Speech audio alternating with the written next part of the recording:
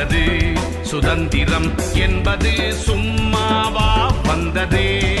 பிளாசி முதல் செங்கோட்டை வரை உரை ஓவியம். சுதந்திரம் என்பது சும்மாவா வந்தது.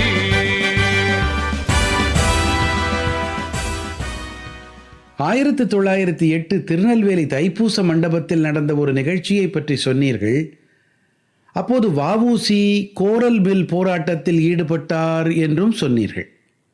அவற்றால் தான் வ.உ.சிக்கு பிரிட்டிஷ் அரசு தண்டனைகளை கொடுத்ததா தாயே? ஆம் மகனே, இந்திய விடுதலை போராட்ட வரலாற்றில் மிக முக்கியமானது வ.உ.சி. முன்னெடுத்த அந்த கோரல் மில் போராட்டம். சொல்லப்போனால் ஆசியாவின் முதல் தொழிற்சங்க போராட்டம் அதுதான். அதன் பின்னணியை சொல்லுகிறேன். அப்போதுதான் வ.உ.சியின் போராட்ட மனம் உனக்கு புரியும்.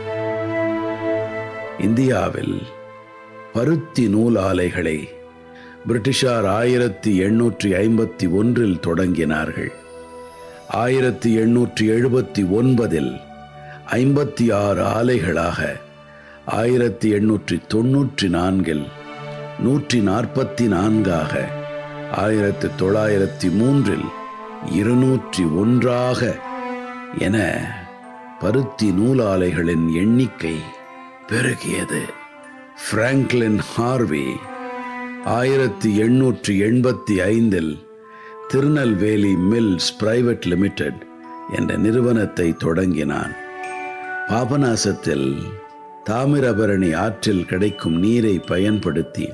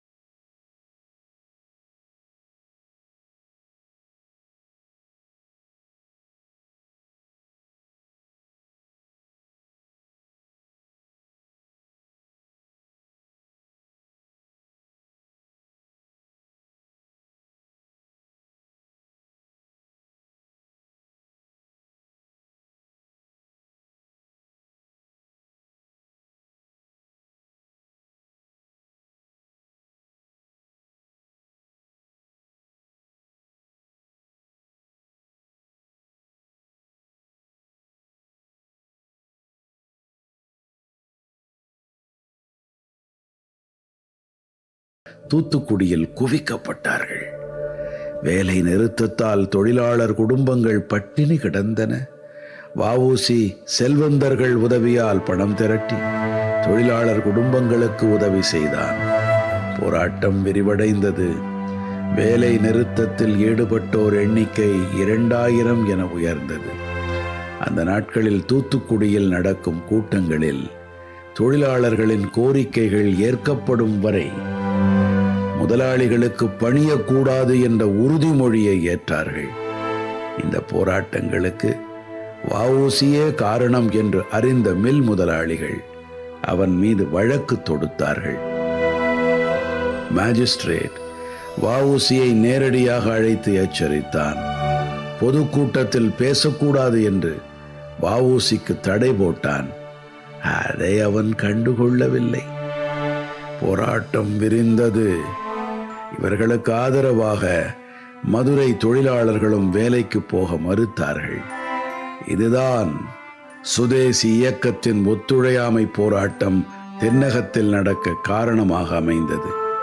பின்னாளில் காந்தி அறிவித்த ஒத்துழையாமை போராட்டத்தின் முன்னோடியாக அமைந்ததுதான் இந்த போராட்டம்.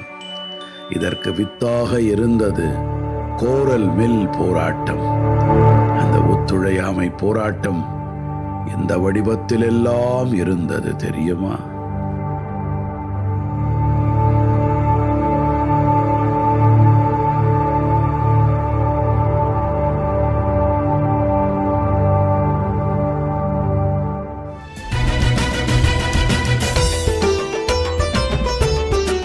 பிளாசி முதல் செங்கோட்டை வரை உரை ஓவியம் கேட்டீர்கள்.